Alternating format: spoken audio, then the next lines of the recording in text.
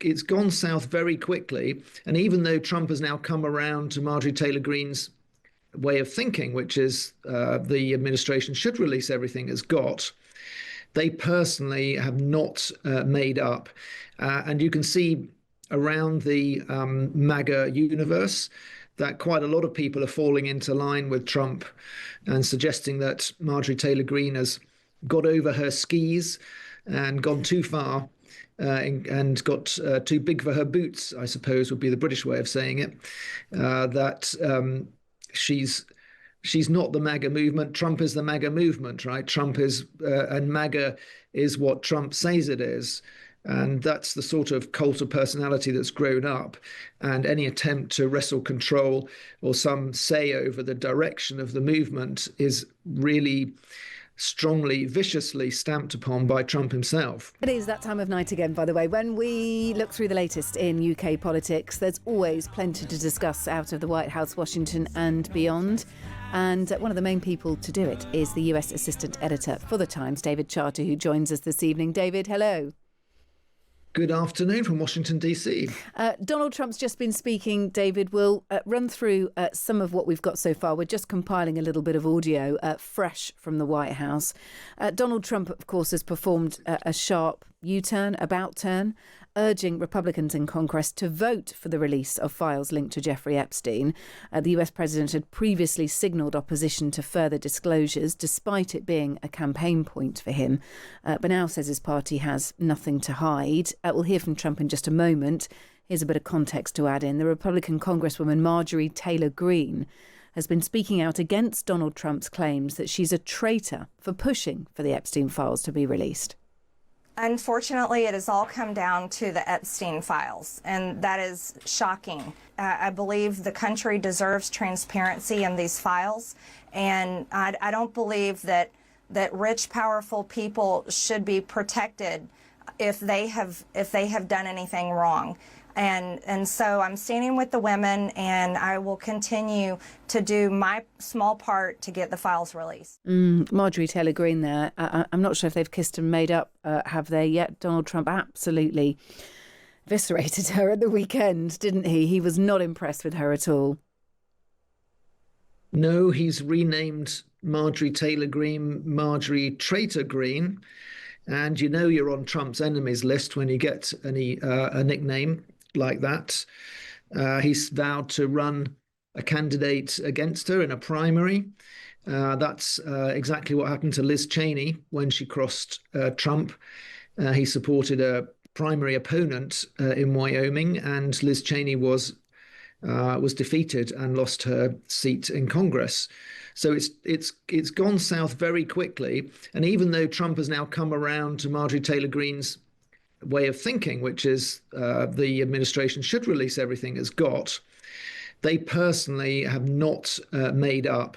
And you can see around the MAGA universe that quite a lot of people are falling into line with Trump and suggesting that Marjorie Taylor Greene has got over her skis and gone too far and got too big for her boots, I suppose would be the British way of saying it.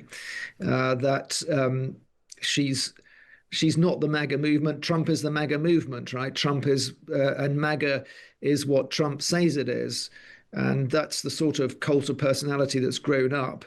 And any attempt to wrestle control or some say over the direction of the movement is really strongly, viciously stamped upon by Trump himself. Yeah. Now, it was actually a press conference about the World Cup, which we'll discuss very shortly. We're just waiting for some audio clips to come through, hence my hesitation on that one. One thing to note, though, and we'll hear this in a minute, Trump was very croaky today. Is everything all right with the big man?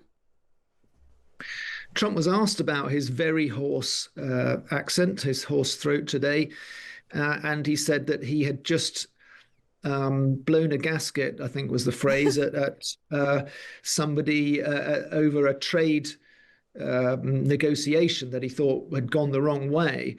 Now, this, of course, set more hairs running, but he wouldn't say which country was the subject of his anger. But we know he's trying to tie down some trade deals. because he's clearly trying to get the American economy back on the tracks, and these tariffs have gone a bit wrong. And on Friday, he did a U-turn where he withdrew tariffs on certain goods like coffee, for example, which is not produced in America and has gone up a lot in price. It's one of those things adding to the grocery bill and the inflation here and the cost of living. So he's a little bit agitated about trade, I think it's fair to say, at the moment. And he admitted in a candid moment that he was sounding hoarse because he'd been shouting at people. Yeah, I blew my stack was his. Blew my stack. Which is something us Brits don't say. So I do not blame you for it not coming.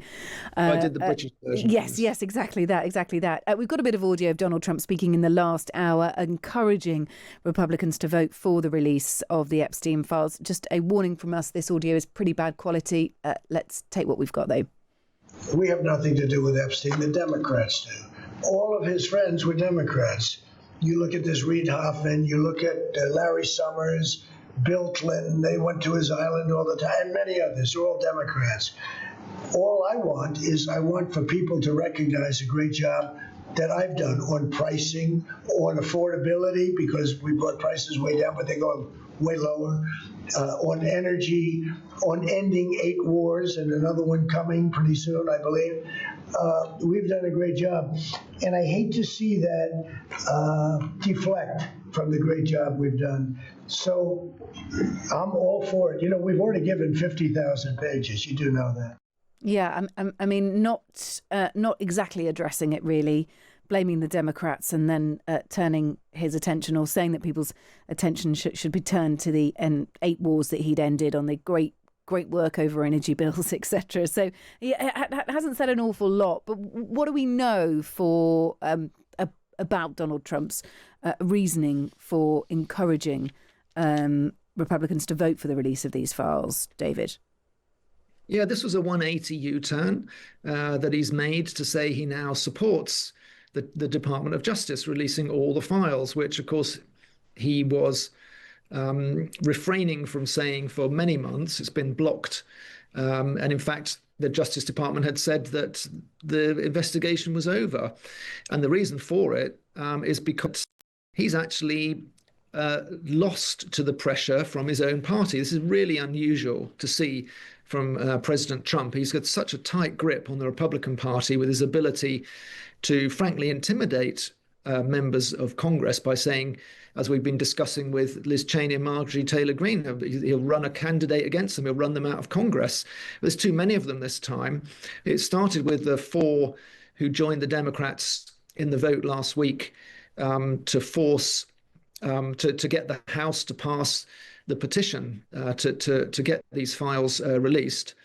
But in the full vote on the House floor is due tomorrow, and it became obvious, I should say, that it was inevitably going to pass. Lots more Republicans were coming out and saying, I'm going to vote for this, because they're getting pressure from the grassroots, and you can see it even on Trump's Truth Social network. You can see it in people posting on there, pleading with Trump to say, you know, we love you, President Trump. We've done great things, but you've got to release these files. You've got to do it for the children and the victims. And this is because a lot of the MAGA movement was started with people who believed the conspiracy theory that the Democrats had this massive conspiracy to prey upon children. And that is a root cause of something called QAnon, which is at the heart of some part of the MAGA movement. And I don't think Trump quite grasped that a lot of his supporters were still really moved by that. And that's what Marjorie Taylor Greene, I think, has been motivated by a lot. And so Trump bowed to the inevitable, and he got with the winning side. And this is what he does as a populist leader. He smells coffee, Well, and he gets on the winning team. I think we discussed before how I went to a Trump event in Texas, and he tried to say what a great job he did with the vaccinations, and he got booed. And that's the only time he ever mentioned what a great job he did with the vaccinations to his own audience, and he never did it again. We have seen in that big tranche of documents from the Epstein Files released last week, we saw, didn't we, David, Trump's name mentioned in there, that he spent several hours in the company of a victim who the White House then confirmed was Virginia Giuffre. There are also discussions in there about Epstein trying to rehabilitate his image, what Trump knew of Epstein's conduct, the Trump ally Steve Bannon advising Epstein on how to rehabilitate his image. So Trump is in there, but so far nothing particularly concerning. Do we assume that the president's pretty confident that that's the case for the rest of the files? I just assume nothing as far as the Trump presidency is concerned. But he's going to have a lot of explaining to do if he has backed this measure and then it falls flat. He's on a mission now, and Trump is very confident in his own ability to talk round anybody on anything, really, and especially now he's got to talk round his base into turning the whole Epstein thing onto the Democrats. That's what we're hearing now, even though he's mentioned twice as many times as, say, Bill Clinton in the emails that were released last week. There are a lot of several prominent Democrats mentioned, and he said that he wanted the Department of Justice to investigate them. But really, it's kind of extraordinary that he should now call for further investigations, A, because his own Department of Justice said there was nothing more to investigate just about 3 months ago, and B, because the name that features more than anybody's is Donald Trump's. Now, we're not saying that there's any criminality or anything particularly hair-raising about the mentions of these names. There's a little bit of innuendo attached to some of them, and it's pretty clear that Jeffrey Epstein didn't really like Trump. Yeah. He tells people in candid emails that he's worse in person than you can imagine, that sort of thing. So in a way, that's good for Trump, because it shows that Jeffrey Epstein may have had it in for him, may have had a reason to say bad things about him. But he's struggling at the moment to find the way to turn his base back onto the Democrats, and sound like it's another Russia, as he says. They all went after me for Russia in the first term. Now in the second term, they're going after me for Epstein, and saying it's just as baseless. Now, the president was in the company of Gianni Infantino, the FIFA president, today. Of course, the US will host the World Cup. And in it, the announcement of a FIFA pass. So those who buy a ticket to the World Cup to come and attend matches in the United States will have a fast-track visa. I mean, this isn't a new thing. Other countries have done it, from what I remember, David. But this was the big-ticket announcement by Trump today.